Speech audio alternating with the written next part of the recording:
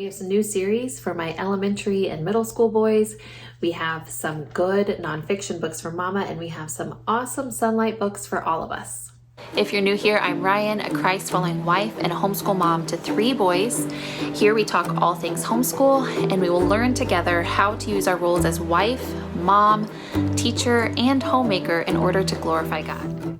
So let's talk books. It's been a while.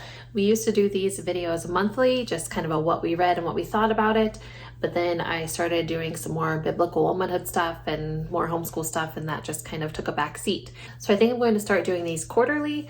So this will be kind of my end of summer version, and we'll have an end of fall version. I don't know.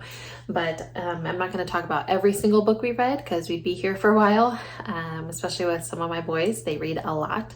But we will hit kind of the highlights and maybe some lowlights. If we have some books that just really missed the mark or we think that you should be warned about before you read, we might highlight those. But it'll mostly just be kind of a highlight reel of what we loved and why. So I'll start with my 5th grade boy who's going into 6th grade.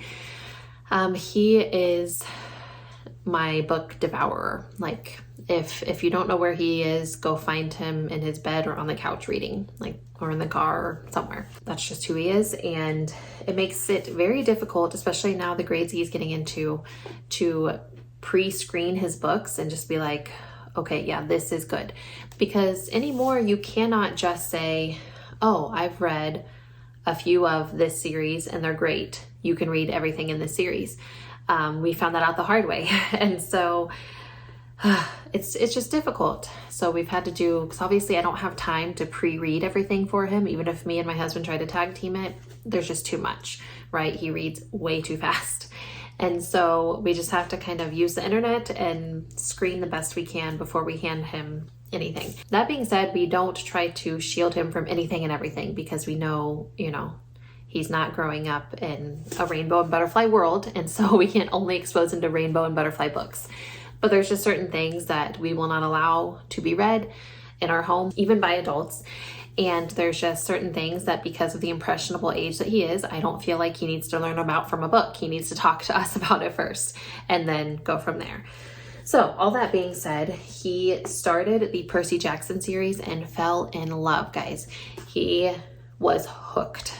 He got the first set for his birthday and read them all in a few weeks and was done with them. There are a few other series by Rick Riordan, this author. I think I said that right. And we quickly found out, thanks to a friend of mine and her husband who has read these books, that there are certain series of his that my son will not be allowed to read at all.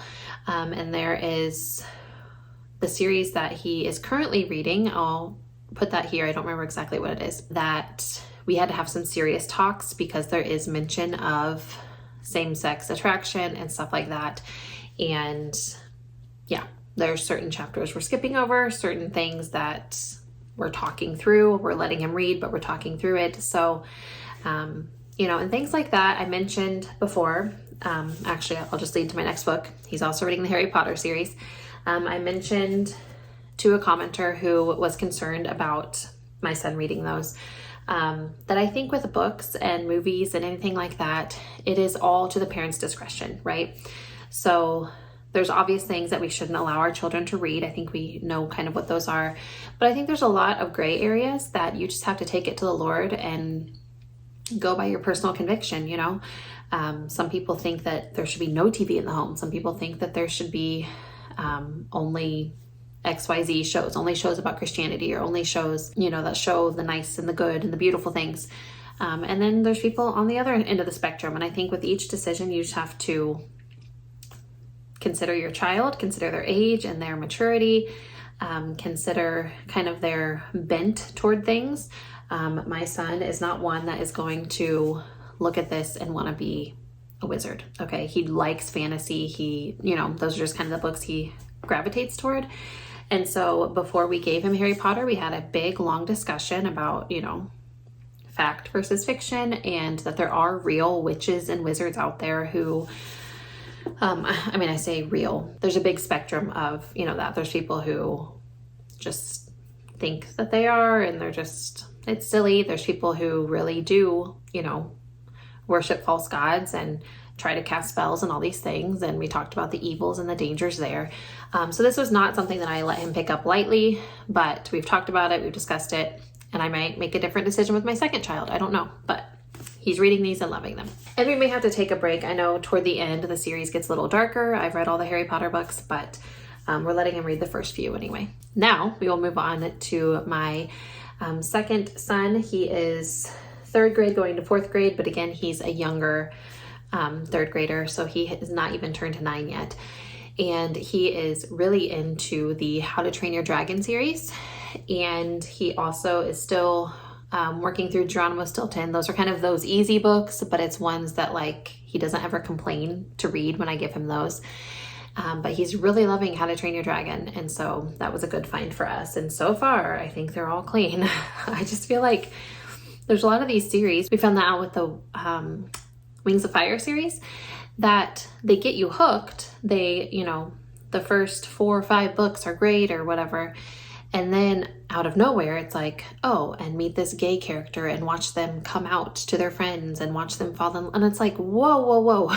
Like, these books are fantasy dragon books where they're warring over different worlds and all this stuff. Like, why do we have to talk about this? And I was talking with a friend the other day who was talking about Camp Cretaceous. My kids have never seen that. I was going to start letting them watch that. But then she told me that out of nowhere, you know, several seasons in, there's a girl who starts crushing on another girl and all this. And I'm just like, why are we talking about crushes at all? Like, homosexual, heterosexual, like, it's a show about dinosaurs. Why are we talking about relationships? And so, I don't know. It's just frustrating that you can't just be like, oh, here's a series, read it, it's good, without having to screen every single book. Now on to my 4-year-old. He's obviously a pre-K age, and he is really into careers right now. So he talks about all the time what he's going to do when he gets older, when he gets big like daddy is what he says. And right now his obsession is firefighters and pirates. He told some friends, we were at church the other day and we had to introduce ourselves and say a little bit about ourselves and whatever. And one of his questions was, what do you want to be when you grow up? And he said, a good pirate. And I'm like, okay. I don't really know how that works, but maybe he'll go undercover and like catch the bad pirates. I don't know. But he's one of my biggest imaginative kids, like ever. It's amazing. I love watching him. But he loves anything, you know, astronauts, firefighters, policemen, cowboys, anything that's like kind of that typical boy thing. He loves reading books about those, especially nonfiction. He likes, you know, learning, you know, about their equipment and what they actually do and all these different things. So he's super into that. And he's very much into superheroes right now. So he loves Batman and Spider-Man right now. So any book with them in it is a hit for him. And then also Abel with his Sunlight has been reading the McCloskey Treasury, Make Way for McCloskey, I think it's called. And so we're loving those, you know, Blueberries for Sal and Make Way for Ducklings and Homer Price and, you know, those type of things. So it's different because we're getting into those lengthier, they're still picture books, but they're lengthier and a lot more words, and he's having to learn how to sit still and, you know, not jump around and, you know, stay focused. So, but he's really enjoying those stories too. And I, of course, love revisiting them. And then the baby, there's no real specific books right now. He's just into that, like, let me grab it, let me touch it, let me lick it phase. And so we just do a lot of board books that can be messed with, and anything with short sentences because he likes to turn the page before I'm even done reading, you know, and big, bold colors and prints. He's really enjoying that kind of stuff right now. So then for all of us, I just picked kind of our 2 favorite read-alouds that we've done with Sunlight in the second semester. And that was Captain Nobody. This is by Dean Pitchford. And this is about a boy who has kind of a superhero secret identity type thing. And all this attention gets put on his brother who was in an accident, and then he ends up being kind of the unlikely hero in it. And it was just a good, different read, something different than what we've read recently. And so it was a good kind of just breakup and what we usually gravitate toward. And then we also finished 21 Balloons by William Pene Dubois, and this is a Newbery Medal winner. And this is a very fun, and it's one of those that it's like, you know, it's not real, but it like gets your imagination going like, oh, but could there be, you know, kind of that. My boys, and I think a lot of boys are like, ooh, the lost treasure. Ooh, if we dig far enough, we really might find a dinosaur bone, or we really might find a lot, you know, things like that. And so it kind of is like based in reality, but definitely not reality. And so it gets you like just thinking, and they were just really interested in this, you know, the giant diamond mine, you know, under the island and all this stuff.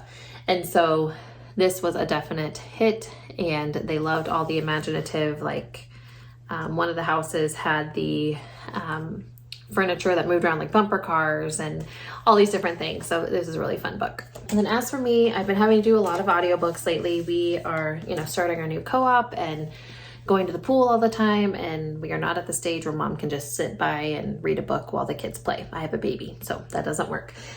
We'll get there one day, but I've been listening to a lot of audiobooks. But I am rereading Eve in Exile. I know I've shared this before, I've read it before, but I read it quickly because I was just like, oh, this is so good. And I just kind of devoured it. But I kind of wanted to reread it and reread it a little slower and really like digest what I was reading. But this is by Becca Merkle, and just about, you know, what it really means to be a woman, and how all these different movements in history and waves of feminism have really distorted what being a woman is really about, and just restoring what God meant women to be. Doesn't necessarily mean they're weak and they're whatever, but God designed us and he has a good job for us to do, and we can do it joyfully. So I also, as far as nonfiction, have been reading or listening to Love to Eat, Hate to Eat by Elise Fitzpatrick. And this one is really good. It's talking about, you know, disordered eating, and not necessarily, you know, binge eating or purging or anorexia necessarily, but just the hold that food can have on us. And I've dealt with these issues too, you know, overeating or starving yourself or whatever it may be, but in a Christian light, and how God designed food and how we should look at food, and how that's gotten distorted and what we can do about it. And so I'm working my way kind of slowly through that, trying to apply some of what I learned to my personal life. And it's been, you know, really good. It's, I mean, a heavy topic, but she does a good job at kind of keeping it light and relational, but still practical too. And then another book that I'm listening to that is not light, it's pretty heavy and it's deep. It's read a little, chew a little, read a little, chew a little, because you can't just devour it. But it's Total Truth by Nancy Pearcey. It's not written over your head. It's not that kind of deep, but what it's getting to, the meat of it, is really, really good and rich. And so it's just about, you know, what is total truth, and how has the world twisted that, and what do we do with that? So definitely check that one out. If I could recommend any of these, that would be the one I recommend this quarter. And then as far as fiction, I just started this book. I can't give a full review of it yet, obviously, because I just picked it up from the library. It's the Hawthorne School, you know me and my mystery and suspense type books, but it's by Sylvie Perry. I'm not going to recommend this because I know nothing about it really. I'm just a few chapters in, but just thought I would share that I'm reading it. And then I also am wrapping up listening to The Glass Oceans. Typically I would want to finish that before I picked up the Hawthorne School, but it's a new release at the library, so I have to turn it back in soon. So I just went ahead and started it. But The Glass Oceans is kind of it's more of like a historical fiction, but it's, you know, you have these people in this time period, and these people in this time period, and these people in this time period, and you're trying to see how their stories interconnect, you know, books like that. And I'm liking it so far. There's been a couple scenes where I'm like, ooh, gets a little heated, and I don't really like that, but I just kind of fast forward a few seconds and pass it, you know. But the story is really, really cool. Drama, a little bit of romance, and all the things, but it's written in a historical perspective, so there's kind of that what's going on during that time period stuff too. And then I started reading Little Fires Everywhere. I think there's a show about that or something. I don't know. I was just like, oh, I've heard of this, and started listening to it, and I was like, I don't like this. So I got about a third of the way in and ditched that one. I can't really say why, other than I was just like, I don't care about these characters. I don't care about this book. I'm not going to waste my time on it. Which doesn't happen to me very often. I usually, once I start a book, want to finish it. But that one I was just like, nah. The last one I read a couple months ago was The Maid by Nita Prose. And this was kind of an interesting, it was still kind of that thriller type, but it was set in the perspective of a woman. I don't know if they actually say that she has any sort of disability or anything, but she seems very socially awkward and very, just unaware of what's going on around her. But she's the main character, and just seeing this story unfold from her perspective is really, really different. I actually really enjoyed it. So that's what we've been reading, and we have a co-op curriculum reveal coming up soon, so don't miss it. I thank you so much for watching. I'll talk to you next time. Bye. And we have great sunlight books.